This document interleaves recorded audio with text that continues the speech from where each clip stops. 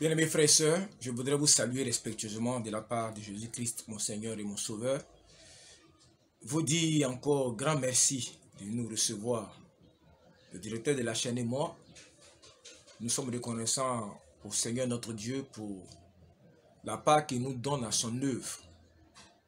Nous sommes reconnaissants au Seigneur Dieu de ce qu'il nous permet, à travers les ondes, de contribuer un temps soit peu à l'édification de son corps, de son église, à la formation spirituelle de ses enfants. Alors, ce matin, je voudrais aborder un sujet que j'ai déjà introduit et qui concerne les faux Christ des églises chrétiennes.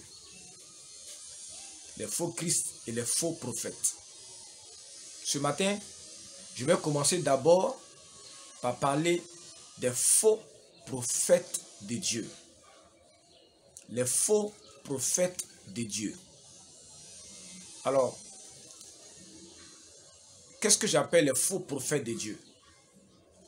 Un faux prophète de Dieu, écoutez-moi bien, c'est quelqu'un qui a véritablement été appelé par Christ, qui a reçu l'Esprit de Dieu, qui a reçu un appel de la part du Seigneur, et spécifiquement dans ce cas précis, qui a reçu un appel en qualité de prophète de Dieu, pour exercer un ministère en faveur de l'Église de Dieu, pour l'édification des saints, comme le dit l'apôtre Paul dans le livre d'Éphésiens. Les ministères sont donnés pour l'édification du corps de Christ, jusqu'à ce que chaque chrétien parvienne à la stature parfaite de Christ. Le but du ministère, de tous les ministères, et du ministère prophétique en particulier, c'est de travailler dans la vie de l'être humain, jusqu'à ce que Christ soit formé en lui. La finalité du ministère prophétique, c'est de bâtir Christ dans la vie de ceux vers qui Dieu nous a envoyés. Alors, un faux prophète de Dieu, un faux prophète de Jésus-Christ, c'est donc cet homme, cette femme, qui a reçu le don de l'Esprit, qui a reçu l'appel, qui a reçu le ministère prophétique, mais qui malheureusement va détourner cette onction de Dieu-là, du but pour lequel l'onction a été donnée. Il va utiliser ce don prophétique, ses capacités prophétiques, son équipement spirituel. Il va détourner ça de son but originel. Aujourd'hui, vous prenez 10 personnes qui se disent prophètes ou prophétesses, vous en trouverez 8 qui sont des faux prophètes. Des faux prophètes de Dieu ou des faux prophètes simplement. Aujourd'hui, j'exhorte les chrétiens à s'appuyer sur l'écriture, à s'appuyer sur l'édification de leur foi, à s'appuyer sur la connaissance qu'ils ont de Christ, à s'appuyer sur l'expérience qu'ils font avec Dieu pour pouvoir avancer. Je vous déconseille d'atteler votre foi aux paroles de connaissance, aux prophéties et aux révélations. Sur 10 paroles que vous allez recevoir, il y en a 8 au moins qui ne viennent pas de Dieu, qui sont destinées à vous perdre, à vous égarer et à faire de vous des prisonniers des centres de prière, de communautés chrétiennes, d'églises chrétiennes. Je le dis par expérience. Et je le dis parce que la Bible le dit. Dans le livre de Matthieu chapitre 24, Jésus-Christ parle de ces temps dans lesquels nous sommes. Où il dit la séduction atteindra un niveau tel que ça sera difficile de discerner le vrai du faux. Et cette séduction sera tellement grande que si cela avait été possible, les élus, ce que Dieu a mis à part pour un but précis, finiraient par être séduits eux-mêmes. Est-ce que vous comprenez ça? J'ai vécu ces 20 dernières années beaucoup d'expériences qui m'ont convaincu dans l'idée que nous sommes véritablement au temps de la fin et que Satan a décidé de combattre Christ, non plus en restant dehors, mais de combattre Christ en étant dans l'église de Jésus. 80% de ceux qui se prétendent prophètes en Côte d'Ivoire et dans le monde sont des faux prophètes. Et aujourd'hui, tous ceux qui ont pignon sur rue, qui sont dans les téléviseurs, qui sont un peu partout, qui rentrent, la plupart sont des faux prophètes. Mais on aura l'occasion de parler des faux prophètes et des esprits familiers qui les agitent et qui les animent. Mais pour ce matin-ci, je voudrais qu'on lise une portion de l'Écriture dans le livre de Matthieu au chapitre 7, au verset 14. Il est dit: mais étroite est la porte, resserrez le chemin qui mène à la vie, et il y en a peu qui les trouvent. Verset 15, gardez-vous des faux prophètes. Jésus parle là-haut du chemin restreint étroit qui mène à la vie, et puis juste en bas, il parle des faux prophètes. Pourquoi? Parce que le faux prophétisme est devenu l'arme fatale que Satan a dans ses mains pour égarer les gens. Parce que à travers un faux prophète, c'est facile de recevoir un faux esprit. Et dès que tu as un faux esprit, tu peux changer d'église. Mais tu finiras par t'égarer. Parce que l'esprit qui est en toi n'étant plus l'esprit de Christ, tu vas finir tôt ou tard par régner Jésus-Christ lui-même en tombant dans toutes sortes de compromissions. Donc il dit, gardez-vous des faux prophètes. Ils viennent à vous en vêtements de brebis, mais au-dedans, ce sont des loups ravisseurs. Je vous invite à regarder ma vidéo sur les loups ravisseurs. Vous les reconnaîtrez à leurs fruits. Cueille-t-on des raisins sur des épines ou des figues sur des chardons? Tout bon arbre porte de bons fruits, mais le mauvais arbre porte de mauvais fruits. Un bon arbre ne peut porter de mauvais fruits, ni un mauvais arbre porter de bons fruits. Tout arbre qui ne porte pas de bons fruits est coupé et jeté au feu. C'est donc à leurs fruits que vous les reconnaîtrez. Ceux qui me disent Seigneur, Seigneur, n'entreront pas tous dans le royaume des cieux, mais celui-là, ceux qui font la volonté de mon Père qui est dans les cieux. Plusieurs me diront en ce jour-là, Seigneur, Seigneur, n'avons-nous pas prophétisé par ton nom? N'avons-nous pas chassé les démons par ton nom? N'avons-nous pas fait beaucoup de miracles par ton nom? Alors je leur dirai ouvertement, je ne vous ai jamais connu, retirez-vous de moi, vu qu'ils commettaient l'iniquité. Jésus, dans ce passage-là, il ne parle pas au hasard. D'abord, il parle du chemin étroit qui mène à la vie. Ensuite, au verset 14, il va parler des faux prophètes. Après, il va dire que les faux prophètes, on les reconnaît, non pas à la manifestation de leurs dons spirituels. Vous ne pouvez pas discerner entre un faux prophète de Christ et un vrai prophète de Christ dans la manifestation de l'esprit, lequel est de Dieu et puis lequel qui n'est plus de Dieu. Vous ne pouvez pas distinguer le faux du vrai à partir des signes.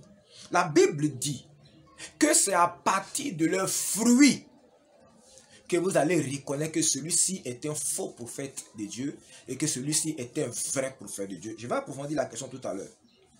Alors, qu'est-ce que Jésus dit ensuite? Au verset 22, Jésus va insister sur 3 éléments caractéristiques sur lesquels les faux prophètes de Christ se glorifient. Première chose, n'avons-nous pas prophétisé par ton nom? Un faux prophète de Christ, je vais donner la définition, après je vais analyser ce verset. Un faux prophète de Christ, c'est qui? C'est quelqu'un qui a reçu l'Esprit de Dieu et qui est arrivé un moment à décider de ne plus servir Dieu avec l'Esprit qu'il lui a donné, mais de plutôt utiliser ses dons, ses capacités-là, pour se servir lui-même. Et comment est-ce qu'il procède? Première chose, ils vont mettre l'accent sur eux, dans leurs messages, dans leurs enseignements, dans les témoignages. Vous entendez souvent dans les églises, j'étais ceci, j'étais cela. Quand je suis arrivé dans telle église, quand je suis allé sous l'autorité de cet homme-là, quand j'ai rencontré le Père spirituel, quand j'ai rencontré ceci, ma vie a changé. Ces gens-là ont commencé à ne plus servir Christ. Ils vont mettre l'accent sur eux. C'est eux qui font les miracles.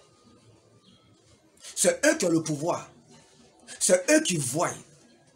En dehors d'eux, il n'y a rien. Tu es un simple chrétien, tu ne peux rien. Sans lui, tu ne peux rien. Les plus subtils, ils vont mettre l'accent sur leur communauté. Non, il faut donner ceci pour l'église. Ça, c'est pour l'œuvre de Dieu. Ça, c'est pour ceci, ça, c'est pour cela. Mais tout ça, là, ça revient au même. Et regardez, souvent, vous allez dans l'église, et on te dit, bon, moi, je suis le pasteur de l'église, je suis le prophète de l'église. Par rapport à tel œuvre, je donne 200 000. Que moi-même, là, j'ai donné 200 000. Mais ce que ce prophète ne vous dit pas, c'est que tout ce que vous êtes en train de bâtir là, c'est en son nom que vous faites ça. Quand il donne 200 000 francs, c'est là qui met dans la corbeille qui va lui revenir après. C'est une manière de vous demander de donner aussi 200 000 francs. Parce que lui-même, il donne. Mais il ne vous dira jamais ce qu'il est en train de bâtir. La maison qu'il est en train de bâtir, le temple qu'il est en train de bâtir, le taxi qu'il est en train d'acheter, le champ qu'il est en train de bâtir, cette entreprise qu'il est en train de construire là, c'est au nom de qui il est en train de faire ça. Est-ce au nom de l'église, donc de tous les croyants de l'assemblée, ou en son nom propre? Fouillez, vous allez vous rendre compte que tout ce qu'ils font, ils le font en leur nom propre. Ils mettent devant le ministère, ils mettent devant l'œuvre de Dieu pour vous éblouir. Mais quand on lit Éphésiens chapitre 5, verset 11, la Bible dit que le prophète a été donné pour toi, chrétien, ton édification. Donc, si on doit faire quelque chose dans l'église, c'est pour le chrétien. C'est pour le chrétien. Et logiquement, si ces gens étaient honnêtes, ils auraient tenu des rôles, des listes, pour que tous ceux qui donnent de l'argent pour construire, soit un centre médical, un hôpital, une école, puissent être comptés comme les actionnaires de cette activité-là. Et qu'ils puissent recevoir un retour sur investissement pour chaque sou qu'ils ont donné pour pouvoir bâtir soit l'hôpital, soit l'école, ou bien entreprendre telle ou telle activité qui donne de l'argent à l'église. Parce que la finalité de l'œuvre de Dieu, c'est toi le chrétien. Donc, voilà un faux prophète. Ils prennent l'esprit. L'esprit qui est sur eux, c'est véritablement l'esprit de Dieu. Les miracles qu'ils font sont véritablement des miracles de Dieu. Mais le but qu'ils poursuivent, ce n'est plus de servir Christ. Parce que servir Christ, c'est servir ses enfants. Comme Dieu l'a dit à Pierre. Pierre, paie mes brebis. Pierre, paie mes agneaux. Est-ce que vous comprenez? Les faux prophètes poursuivent un seul but. C'est de se bâtir des empires et des royaumes sur la terre pour qu'on parle d'eux. Mais un vrai prophète, son empire, son royaume, c'est le chrétien pris individuellement. Qu'il va transformer, qu'il va pétrir avec la parole de Dieu, avec l'huile de l'esprit, qu'il va aider à devenir un homme responsable qui connaît son Dieu, qui prospère à tous égards. Et lorsque ce chrétien-là a atteint ce niveau-là, de pleine capacité spirituelle, quand il a atteint le niveau, la capacité de s'émanciper, de se conduire seul, que sa famille se porte bien, qu'il se porte bien, alors ce prophète-là a atteint son objectif. Mais ces gens-là, vous allez dans leurs églises, ils insistent sur trois choses. C'est ce que Jésus qui dit au verset 22. Seigneur, n'avons-nous pas prophétisé par ton nom? Regardez aujourd'hui dans nos églises. C'est devenu du cinéma. Les gens vont s'asseoir pour regarder quelqu'un prophétiser. Prophétise, prophétise, surtout les anglophones. Vas-y papa, prophétise, prophétise. Dis tout, dis tout, dis tout. Ils mettent l'accent sur les prophéties. Mais vous savez, les prophéties ne changent pas la vie de quelqu'un. Hein? Lisez dans Actes des Apôtres.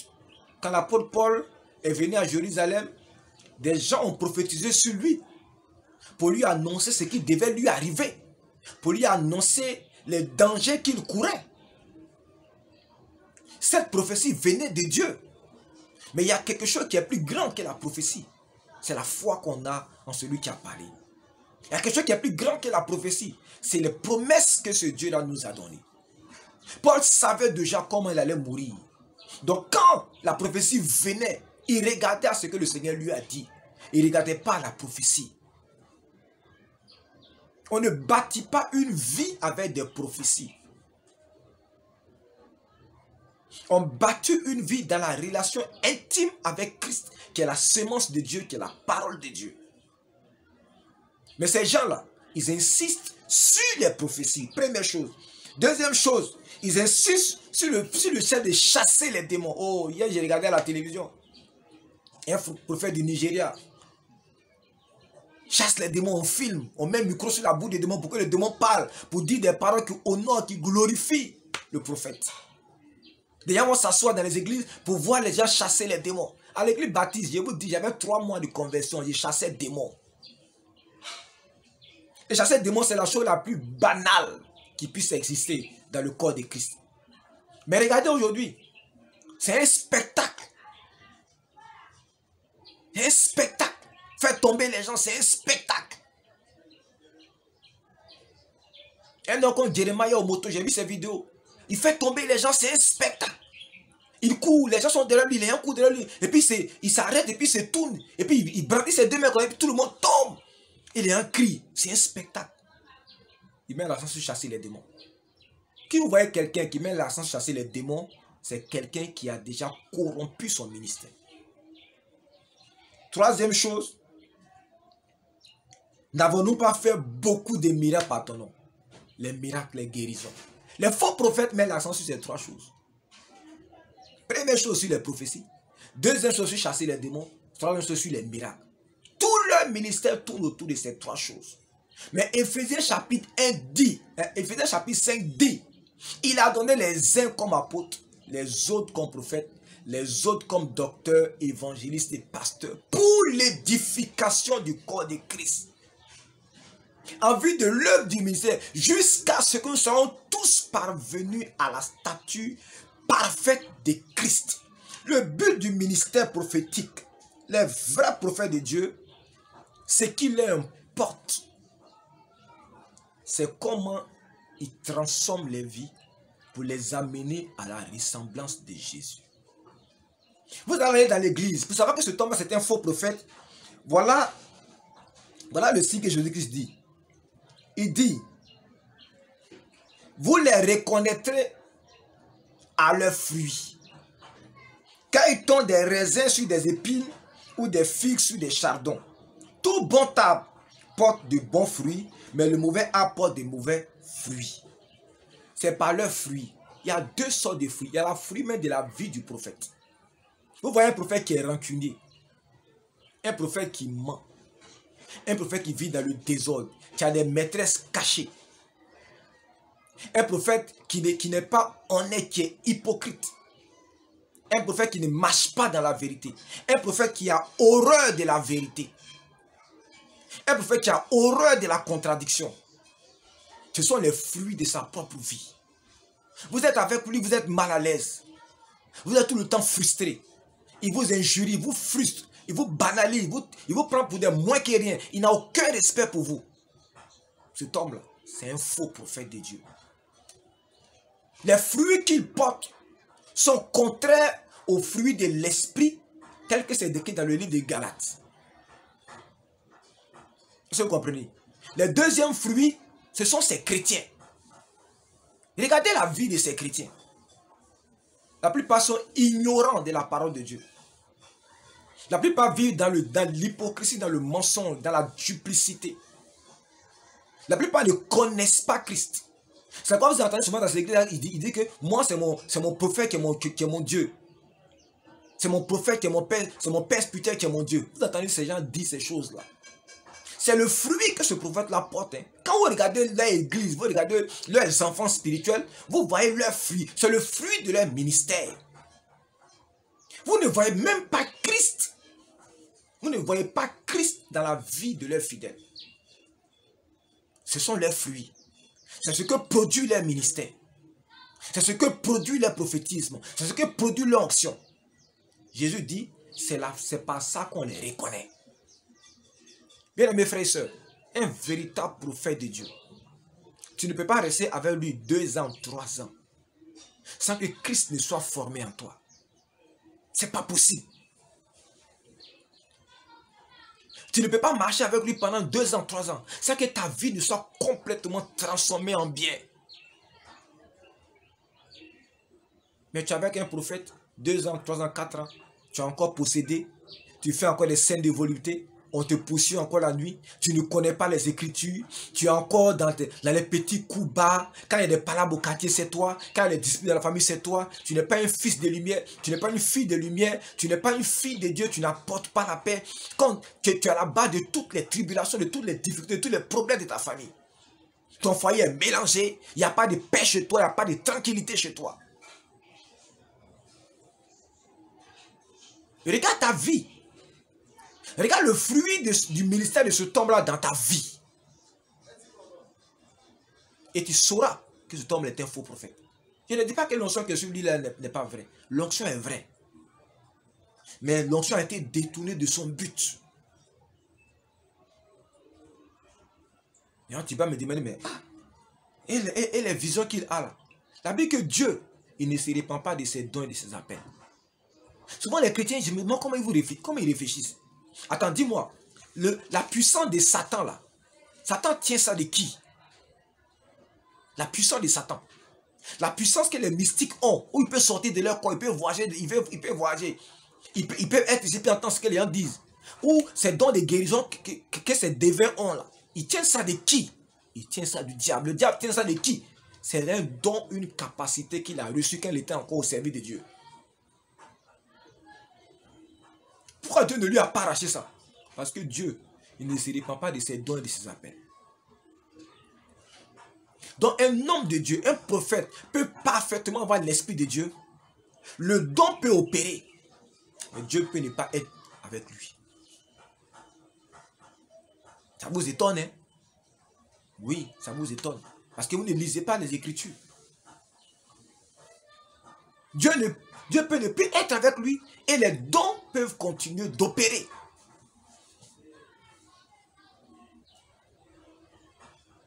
Parce que,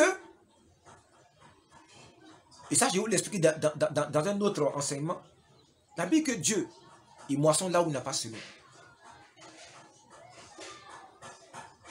Dieu, il est mystérieux. C'est pourquoi je dis toujours à mes amis pasteurs, méfiez-vous. Craignez ce Dieu-là. Et marchez à l'exemple de Christ. Qui croit que il avait la nature de Dieu. Il était la divinité manifestée en chair. Il a pris la position d'un humble et simple serviteur. Pourquoi? Parce que c'est la position la plus idéale quand on veut être grand dans le royaume de Dieu. Servir. Se donner pour ses frères. Se donner pour ses chrétiens. Se donner pour son assemblée. Ne rien attendre. Ni merci, ni reconnaître, ni quoi que ce soit. Rien. Christ est notre récompense. Mais les faux prophètes, ils veulent se bâtir des empires. Ils veulent qu'on parle d'eux. Ils mettent l'accent sur le prophétisme, l'accent sur les guérisons, l'accent sur les délivrances, l'accent sur les miracles. C'est tout ce qu'ils ont. Mais le vrai ministère, c'est celui du travail à l'épanouissement du chrétien. C'est le chrétien qui est ton but. C'est lui qui est ton but. Parce que tous les chrétiens qui sont nés de l'Esprit de Dieu, que Dieu nous donne pour que nous soyons leurs conducteurs, ce sont des tabernacles, ce sont des joyaux, ce sont des princes. Leur corps est un joyau qui est chéri par l'Esprit de Dieu. C'est pour cela qu'ils sont le but pour lequel Dieu nous a appelés au ministère. Mais les faux prophètes, leur but c'est eux-mêmes. Leur but c'est leur propre gloire. C'est pourquoi regardez-les, ils n'aiment pas la contradiction. Ils n'aiment pas s'abaisser. Ils font semblant d'être humbles. Mais offensez-les. Résistez-leur un peu. Boudez-les un peu. Faites semblant de ne pas vous intéresser à eux. Vous allez voir leur vraie nature. Vous avez déjà vu un prophète qui garde des rancunes? Qui ne parle pas aux gens? Moi, je n'ai jamais vu ça. C'est dans ces derniers temps qu'on voit ce genre de prophètes-là. Qui ont quitté leur ministère, qui ont quitté leur appel, et puis qui ont décidé de prendre l'onction de Dieu pour se servir eux-mêmes. Ceux-là sont des faux prophètes. de Dieu, des faux oins des Écritures. L'onction sur leur vie est vraie, mais ce qu'ils en font est faux. Et dans la Bible, il y a plusieurs exemples comme ça. Mais quand vous ne lisez pas vos Bibles, vous ne savez pas que quelqu'un peut avoir l'Esprit de Dieu en lui et puis peut faire du mal avec ça. Peut faire des fausses choses avec ça. Parce que vous ne lisez pas vos Bibles. Mais si vous lisez vos Écritures, vous allez découvrir que ce n'est pas nouveau en Israël. Donc, chers amis, voilà ce que je voulais dire sur les faux prophètes de Dieu. Ce sont des vrais hommes de Dieu qui ont été appelés. Le conseil que je vous donne, quand vous tombez sur un tel cas, ce n'est pas la peine de rester là pour faire des disputes. Vous prenez vos bagages, vous partez tranquillement. Laissez-le dans son égarement, dans sa perdition. Si vous voyez quelqu'un qui pense que parce qu'il fait des miracles, qui pense que parce qu'il prophétise, qui pense que parce qu'il voit, qui pense que parce qu'il chasse les démons, alors il est approuvé de Dieu. Cet homme-là se trompe. Moi, ma femme, elle a un ministère prophétique depuis très longtemps. Mais c'est moi qui l'instruis dans les Écritures. Elle est voyante. Depuis qu'elle était dans l'équipe d'intercession à l'Église baptiste, elle voit dans le spirituel. Elle fait des expériences qui me tombent moi-même souvent. Mais c'est moi qui l'instruis dans les Écritures. Donc je peux donc discerner que le ministère prophétique n'a rien à voir avec la vie intime du chrétien. Et que ce qui compte, c'est le fruit que tu portes. Ce qui compte, c'est le type de chrétien que tu produis. C'est pourquoi l'apôtre Paul dira aux Galates, mes enfants pour qui j'éprouve les douleurs de l'enfantement. Jusqu'à que quoi? Christ soit formé en vous. Le but du ministère, c'est de former Christ dans la vie de ces chrétiens. Les faux prophètes, ce n'est pas leur but. Leur but, c'est de voir les gens tomber pendant les cultes. Leur but, c'est de voir les démons être chassés. Et on tend les micros aux démons. Ah, cet homme de Dieu il est puissant. Et puis les démons racontent des balivernes comme ça et les gens applaudissent. Leur but, c'est de voir des guérisons. Je vous ai dit que la guérison, c'est le ministère de compassion et de miséricorde de Dieu. Dieu a toujours guéri les gens de tout temps. Il guérit par la médecine. Il guérit par la naturothérapie. Et puis il guérit par la puissance du Saint-Esprit, par la main de Dieu. C'est lui le seul et même Dieu qui opère toutes ces choses. Donc la guérison n'est pas le but pour lequel Dieu nous oint. Le but pour lequel Dieu nous a oint, c'est toi le chrétien. Comment t'amener à la connaissance de Christ? Comment former Christ en toi? Pour que tu sois toi-même un tabernacle vivant. Pour que tu n'aies besoin de personne. Pour ta vie, pour ta famille, pour tes enfants, pour tes affaires. Que tu n'aies besoin de personne. Parce que Christ est en toi. Tu es sa demeure, tu es son tabernacle, tu es son ami, il est ton compagnon. Voilà le but du ministère. Nous sommes là pour vous équiper, pour que nous qui sommes les pasteurs, vous n'ayez plus besoin de nous. Que vous ne soyez pas obligés de venir le dimanche à l'église pour que Dieu puisse vous parler.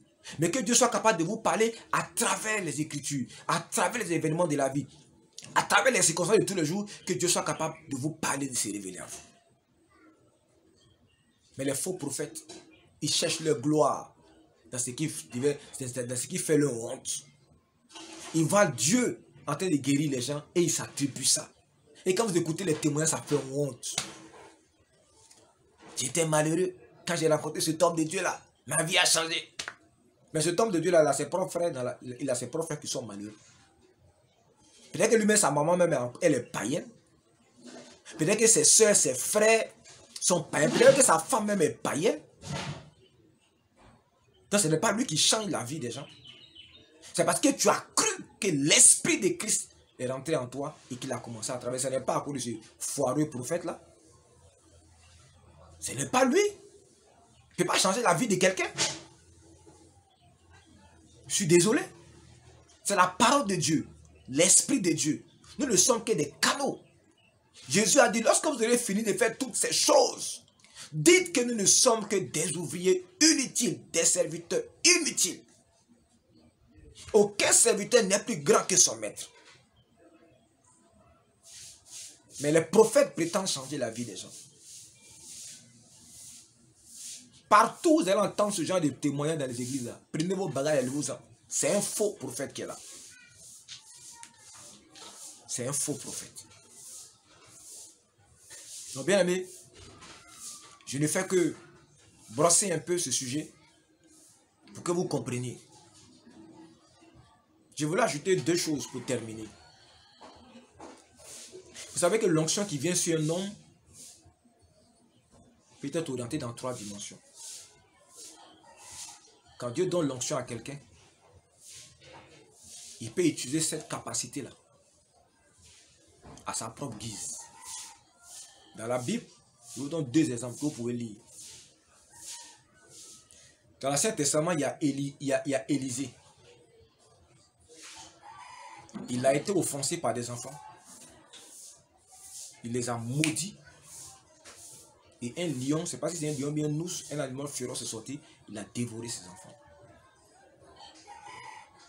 Vous pensez que c'est Dieu qui a envoyé Élisée de faire ça?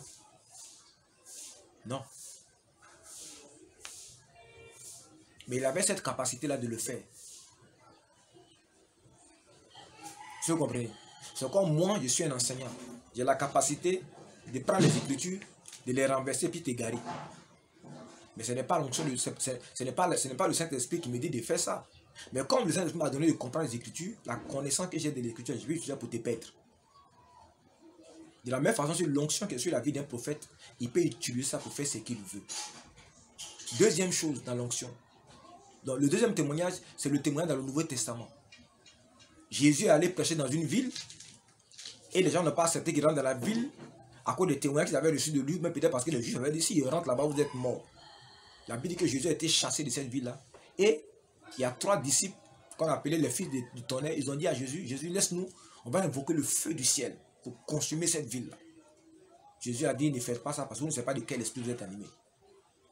Question, est-ce qu'ils pouvaient faire ça? Oui. S'ils ont dit qu'ils vont le faire, c'est peut-être parce qu'ils ont déjà essayé ça, quelque part, ça marchait. Ce n'était pas une vaine vantardise. Et si Jésus les a arrêtés, c'est parce que Jésus savait qu'ils avaient le pouvoir de faire ça. Mais s'ils faisaient ça là, ça ne viendrait pas de Dieu. Jésus a dit, vous ne savez pas de quel esprit vous êtes animé. C'est-à-dire qu'au moment où ils allaient faire ça, ils allaient utiliser une puissance qui était sur eux pour le faire, mais ça ne vient pas de Dieu. Ce n'est pas Dieu qui les a envoyés. Deux exemples. La deuxième chose qu'on peut faire est l'esprit de Dieu, l'onction qui est sur quelqu'un. C'est que tu peux rentrer dans l'onction de quelqu'un. Qu'il veuille ou même qu'il ne veuille pas. La Bible dit que si tu donnes un verre d'eau à un prophète, tu recevras une récompense de prophète. C'est une manière de rentrer dans l'onction de quelqu'un avec ou sans sa volonté. C'est pourquoi ça me fait pitié quand je vois ces gens-là se prostituer au prophète. L'onction qui est sur un prophète, ça a été donné pour toi. C'est pour toi que ça a été donné. Que le prophète soit content, qu'il ne soit pas content, qu'il t'aime, qu'il ne t'aime pas. Tu peux rentrer dans cette onction-là. Tu peux prendre même, tu peux mettre tes devant Dieu au nom de cette personne, l'onction qui est sur cette personne-là pour demander à Dieu une grâce particulière. Souvenez-vous de la femme qui avait une paix de sang. Jésus ne savait pas ce qui se passait. Elle savait qu'il y avait une onction sur cet homme appelé Jésus. Elle a mis sa foi en action et elle a reçu une guérison. Sans que Jésus eût prié pour elle. C'est sa foi qu'elle a pris, elle a piranté l'onction qui était sur Jésus-Christ et elle a reçu son miracle. Et puis il y a la troisième chose qu'on fait avec l'onction. C'est par rapport à elle que Jésus nous a demandé de prier. Père, que ta volonté soit faite sur la terre comme elle fait dans le ciel et que ton règne vienne. C'est quand tu utilises l'onction là pour manifester la volonté de Dieu et pour établir son règne. Or qui parle du règne de Dieu sur la terre, parle d'abord du règne de Dieu dans le cœur de l'homme. C'est l'homme qui est le tabernacle ambulant. C'est l'homme qui est le véhicule qui transporte le règne et la gloire de Dieu. Donc le règne de Dieu ne peut pas venir sur terre tant que ce règne ne s'est pas formé dans le cœur des chrétiens. C'est pourquoi la Bible dit que le ministère a été donné pour l'édification du corps jusqu'à ce que nous soyons parvenus à la statue parfaite de Christ. Quand on atteint la statue parfaite de Christ, le règne de Dieu et sa volonté sont parfaitement formés en nous et nous sommes capables de véhiculer Dieu partout où nous passons. C'est le but du ministère. C'est le seul but et c'est le but ultime du ministère. Mais les faux prophètes ne savent pas ça. Ils ne peuvent pas savoir ça. Parce que plusieurs, quand vous suivez les histoires, se sont promenés de programme en programme, d'église en église, de prophète en prophète, de camp de prière en camp de prière, pour avoir cette onction-là. Ce n'est pas étonnant. qu'avec cette onction-là, tu ne puisses rien produire de bon. Si ce n'est que ces déchetteries-là. Ces chrétiens minables, incapables d'aucun bien, ignorants, ne connaissant même pas la parole de Dieu, ne connaissant même pas Christ, ne sachant même pas ce que veut dire être chrétien. Tu ne connais même pas le principe de Christ. Ce sont ces gens de chrétiens-là qui produisent les faux prophètes. Parce qu'eux-mêmes ont quitté la voie de Dieu pour suivre celle de Balaam, pour suivre la voie d'égarement de Caïn. Ils sont improductifs. Ils ne sont pas capables d'amener un seul homme à la maturité. Ils ne sont pas capables. Vous regardez leurs proches collaborateurs, ils sont à leur image. Des gens méchants. Des gens insensibles. Des gens incapables d'aucun bien. Des hypocrites. Vous regardez en eux, il n'y a aucun fruit de l'esprit. C'est pour cela qu'ils mettent leur gloire dans les miracles, dans les prophéties et dans les guérisons. Parce que c'est tout ce qu'ils ont. Mais ces choses-là ne comptent pas dans le royaume des cieux. Ces choses-là ne comptent pas devant Dieu. Ce qui compte, c'est Christ formé en toi. Christ en nous. C'est ça qui est l'espérance de la gloire. Donc que Dieu nous bénisse. Et comme dit Jésus, gardez-vous des faux prophètes. Ils viennent à vous en vêtements d'agneau. Au-dedans d'eux, ce sont des loups ravisseurs. C'est pourquoi informez-vous bien avant de vous engager avec un prophète. Si vous regardez les signes, Jésus-Christ dit que ce n'est pas par les signes là qu'on les reconnaît. Informez-vous bien. Si ceux qui ont déjà été dans ces églises-là, qui nous ont déjà fréquentés, informez-vous bien avant d'y déposer sac, bagages, famille et enfants. À bon entendeur, salut.